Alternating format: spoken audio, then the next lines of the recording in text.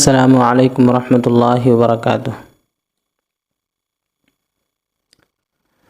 آج ہمارا سبق ہے سبق نمبر 29۔ سبق نمبر 29 میں ہم تختی نمبر 17 پڑھیں گے، وقف کرنے کے قاعدے۔ ہم بہت سے سبق نمبر 28 تک پڑھے ہیں، وہاں تک ہجے کر کے پڑھایا گیا ہے، لیکن اب صرف متن پڑھیں گے اور کہیں کہیں جہاں جگہ سمجھ میں نہ آئے وہاں پہ آپ کو بتایا جائے گا۔ باقی بات ہمارے ساتھ پڑھیں، انشاءاللہ سمجھ میں آئے گی۔ تو چلیے پڑھتے ہیں۔ اعوذ باللہ من الشیطان الرجیم، بسم اللہ الرحمن الرحیم۔ تختی نمبر 17، وقف کرنے کے قاعدے۔ وقف کے معنی ٹھہرنا، یعنی قرآن پاک پڑھتے پڑھتے کس طرح ٹھہرے، ایسے گول نشان کو آیت کہتے ہیں۔ زبر زیر پیش، دو زبر دو زیر دو پیش پر وقف کرنا ہو تو آخری حرف پر جزم دے کر سانس توڑیں، اسی کو وقف کہتے ہیں۔ دو زبر پر وقف کرنا ہو تو ایک زبر کے ساتھ الف پڑھا جاتا ہے، جیسے احدن سے احدا۔ گول تا پر وقف کرنا ہو تو وہ حمزہ ساکنہ بن جاتا ہے، جیسے جاریتن سے جاریہ۔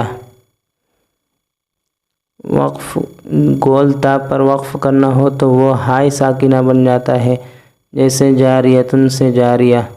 تعوذ اور تسمیہ کو زبانی یاد کرایا جائے۔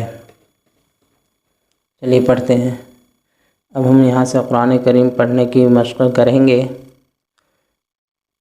اعوذ باللہ من الشیطان الرجیم۔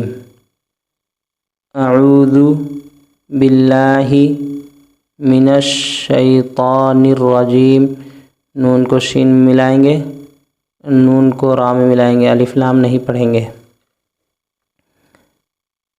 بسم اللہ الرحمن الرحیم۔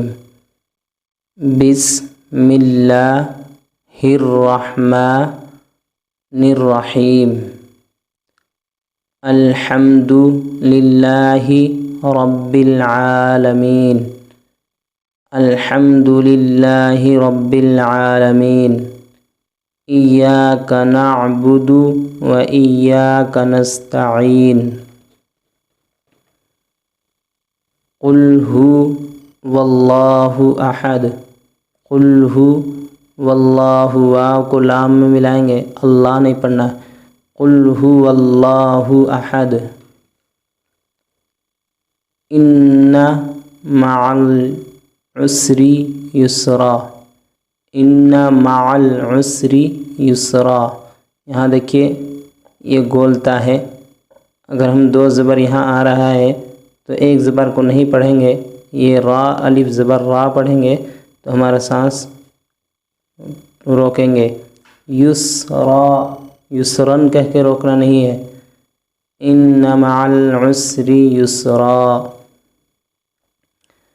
فیہا عین جاریہ۔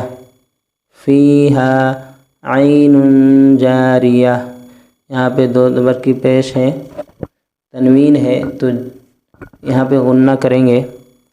فیہا عین جاریہ تسقی من عین آنیہ لا تسمع فیہا لاغیہ۔ جیسے یہاں پہ دو زبر کی تنوین آ رہا ہے تو ہائے ساکنہ اس کو بنا دیں گے، یہ تا کو ہا بنا دیں گے، لاغیہ۔